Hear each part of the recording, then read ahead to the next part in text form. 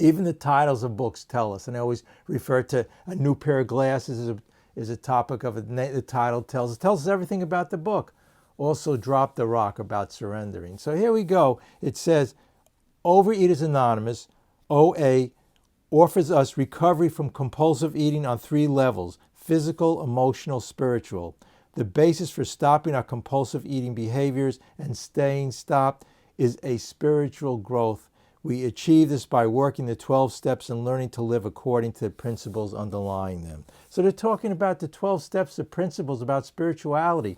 You know, in the lobby I put in, if you who saw it, is synthetic knowledge.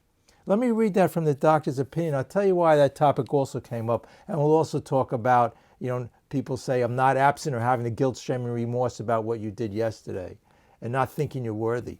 Isn't that with everything in life? Again, we think of all the negative. One person says one word to us, right? We have this big resentment. Meanwhile, we had 10 great things happen to us in a day. That's the ego. The ego wants everything to be perfect and to go our way.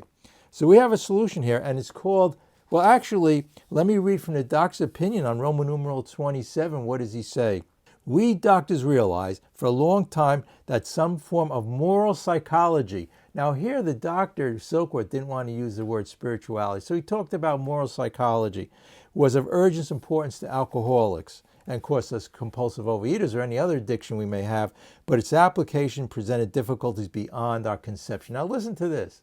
Beyond our conception. This is how many, 80 years ago they wrote this, and the doctor's opinion said that they couldn't figure it out, and even the doctors and scientists of the day couldn't figure it out. And how about today? Have they found a solution with all the stomach surgery, the pills, and all the diets and the billion-dollar diet industry? Has there been a solution? 95% of it fails. The interesting thing is, and the reason, and I'll read the rest of it, I brought this up, was because it just happened this morning. I was actually listening to something on the internet, and it actually was by scientists and psychologists and doctors, and the whole premise of the thing was, does the 12-step programs work? And they're talking particularly about AA. So here they're saying, does it work? And these scientists were saying all different things, and it's amazing. They said that, well, it works because people have a place to go to talk about, people can share their experiences, and it shows that there is a good percentage of it works, and it seems to be a great thing for what we have today. But they couldn't, and as a doctor's opinion says here, it says we are perhaps not well equipped to apply the powers of good that lie outside of synthetic knowledge. But it's interesting. They're positive about these 12-step programs and how people go there and they get recovered and recovering.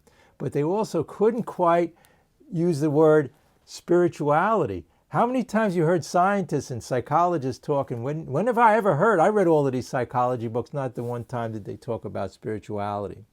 But luckily, we have these 12 steps, which I call as my diet program, my way to recovery, my way to enjoying life and being happy, joyous, and free. And step 3 says faith. Also, at meetings, I hear some people say they have to figure all of this out. And they say, because a lot of times I'll read on page, let's go to that quickly, on page 25. I know I'm jumping around, but there's so much, it's just amazing. Every page of this first part of the big book has everything in it that you could want to become happy, joyous, and free. When therefore we saw those in whom the problem had been solved. This is on There is a Solution on page 25. We had to pick up the simple tools laid at our feet. And it goes on to say the great fact is just this and nothing less, that we've had deep and effective spiritual experiences revolutionized our whole attitude towards life, towards our fellows, and towards God's universe. Imagine that, having that transformation, having that towards your addiction with food or alcohol or drugs, with people. Realizing that we don't have to depend on people, right, to make us happy. We're always looking for them, like if they like us, right? I always say, I want people to like me, right? When we desire things, that's the cause of all suffering, as they say. So when we get out of this and we surrender, step 3 says having faith. Can you imagine that? They can't bring themselves to say that. Yet religions, there's billions of people in the world and through centuries who believe in religion and the power of it. Look, it says we had faith all the time. Didn't we have faith that this food or the money or success or these things, material things, will make us happy? The things of the world, we're looking for the answer outside of us. It's the same with the addiction to food. The complete, and it says here, revolutionize our whole attitude towards life, towards our fellows, and towards God's universe. The revolutionary change. We're living a big lie. The truth will set you free. The truth is that all these things we think about in the ego, the self, aren't true. It's not true that we need to be happy if we have more success or money. That's only momentary pleasure. Actually, we do get pleasure out of it, but it's momentary. The same with the food. We have the momentary pleasure. The perception change occurs when we realize God's gift. Not what the corporations gave us, but God's gift to the world.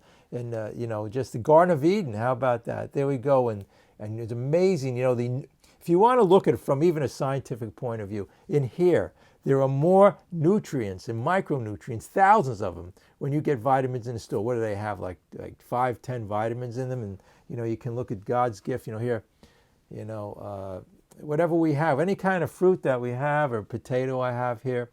And, it's just amazing. And again, whenever I put the potato up or carbohydrates, people say, well, what kind of diet food is that? What kind of diet food is rice or grains? I eat whole food, plant-based. But it's not so much the food, but what we put on it. I mean, I could go on, and when you listen to people, they talk about the diet, about this. You'll hear, all the time, I listen to it sometimes, and they'll say, well, this will do this, or this protein, or eat more protein, eat more this type of food or that type of food, and they have all kinds of high-protein diets. I know about them all, but to no avail. Either we're in the problem or the solution. The solution to all our problems is the God consciousness. God, look, the way we know that is because when we get centered, our body knows perfectly. Again, I say the one thing that God gave us to do is to take the food and put it in our mouth. We screw up. The rest of it, He takes care of. Our digestive system autonomically works, our breathing, whatever it is. The body knows amazingly knows how to handle our food and what we take into our body. But yet we were meant to be mentally, physically perfect. We created an image of a higher consciousness. The body is, but when we take it upon ourselves, because we were given that ability to think on a higher level, that we screw everything up. The intellect. Again, I refer to a little child's always happy, or puppy dog, because they're not yet thinking of the self.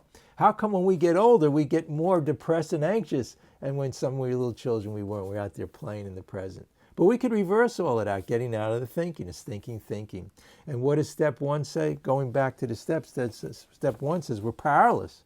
Powerless, right? Why does it say that? Because our best thinking got me here. And going back to Dr. Silkworth, he said the scientists couldn't figure it out. And today, with all today, they still can't figure it out. And I have a reading here. Well, let me just read here that in Overeaters Anonymous, and we talked a little bit about, of course, the big books all was originated in Alcoholics Anonymous, but it says here, Overeaters Anonymous has found in this fellowship a way to recover from the disease of compulsive eating. We use compulsive eating, compulsive overeating interchangeably. Before this new edition, this is called the Overeaters Anonymous 12 and 12, and they refer to compulsive type eating because it could be binge eating, it could be anorexia, bulimia. So they started to realize not everybody has the addiction just to overeating, but it encompasses other things. No matter what form the disease takes, anybody having a problem with food can find help. But it says here, our solution is a program recovery, a program of 12 simple, and they use the word simple here, steps. By following these steps, thousands of OA members have stopped eating compulsively. It's a program of 12 steps, has brought us physical, emotional, spiritual healing, and we don't hesitate to call miraculous. So we were brought up to bring, I know in my society where I was, I can't speak for everybody, but there's no such thing as a miracle. Because I didn't have any faith. I figured I could figure it out. These scientists I was listening today, they actually said, well, it seems to work. But they couldn't get the concept, couldn't get themselves to talk about faith or spirituality. But the amazing thing is, whenever I hear people work these steps and talk about faith and spirituality, that's where the change comes in. Having had that spiritual awakening, reversing our ideas and emotions through time and thinking. And again, when I first came in, the question was asked, and how are you abstinent, right? So through the day, the ego comes in and says, listen, this is what the ego says to us. This person, maybe you go to a meeting or somewhere and like 10 people there like you, and then one person there doesn't. So the ego says, listen, I got to be upset because this person doesn't like me. The ego says, look, last night I binged on some extra food, and that's why I'm not worthy of anything. And you get into remorse, shame, and guilt, not realizing how the perception started to change. And I said, if you get this one a little bit during this week, if you want God's gift,